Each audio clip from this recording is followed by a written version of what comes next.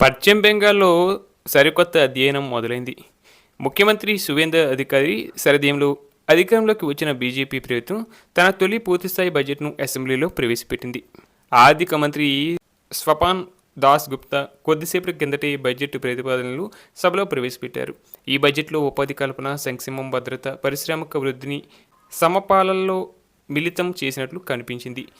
వికసిత్ బంగ్లాను నిర్మించడమే లక్ష్యంగా ఈ ప్రతిపాదనలు రూపొందించినట్లు ప్రభుత్వం స్పష్టం చేసింది.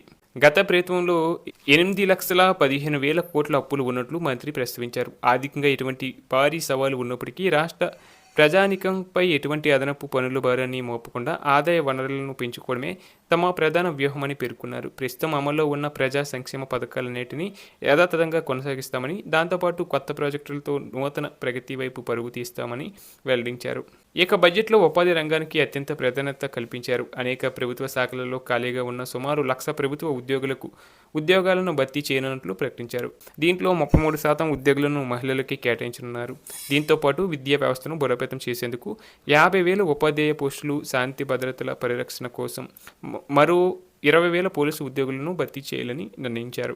అలాగే ప్రభుత్వ ఉద్యోగులు పెన్షన్లకు ఊరటనిచ్చేలా డిఏను ఏకంగా 20% మేర పెంచుతున్నట్లు స్వపన్ దాస్ గుప్తా ప్రకటించారు. ఈ తాజా పెంపుతో ఉద్యోగుల మొత్తం డిఏ అర్హత 38%కి చేరుకోనుంది. పెరిగిన జీతభత్యాలు ఈ ఏడాది అక్టోబర్ 1వ తేదీ నుంచి అమల్లోకి వస్తాయి. మరోవైపు నిరుద్యోగ కుటుంబాలకు సత్వర సేవలు అందించే గ్రామీణ పోలీస్ సిబ్బంది, సివిక్ వాలంటీర్లు, హోంగార్డులు, గ్రీన్ పోలీస్ సిబ్బందికి ఇచ్చే నెలవారీ వేతనాన్ని కూడా 2,000 చొప్పున పెంచినట్లు తెలిపారు. ఈ బడ్జెట్లో మహిళల భద్రతా సంక్షేమానికి పెద్దపీట వేశారు. మహిళల కోసం ఉద్దేశించిన అన్నపూర్ణ యోజన కార్యక్రమానికి బడ్జెట్లో అత్యధికంగా 36,000 కోట్లను కేటాయించారు. అదేవిధంగా ప్రభుత్వ ఎయిడెడ్ కళాశాలల్లో చదువుతున్న విద్యార్థులను ప్రోత్సహించేందుకు ఏకమొత్తంగా 50,000 ఆర్థిక సాయం అందించే వినూత్న పథకాన్ని తీసుకువచ్చారు. పేద కుటుంబాలకు చెందిన విద్యార్థులను మెరుగైన విద్యా సౌకర్యం కల్పించడం దీని ఉద్దేశం. అలాగే మహిళా రక్షణను బలోపేతం చేసే క్రమంలో రాష్ట్రంలోని ప్రతి సబ్ డివిజన్లో ప్రత్యేకంగా ఒక ఉమెన్ పోలీస్ స్టేషన్ నిర్మించడానికి ప్రతిపాదించారు.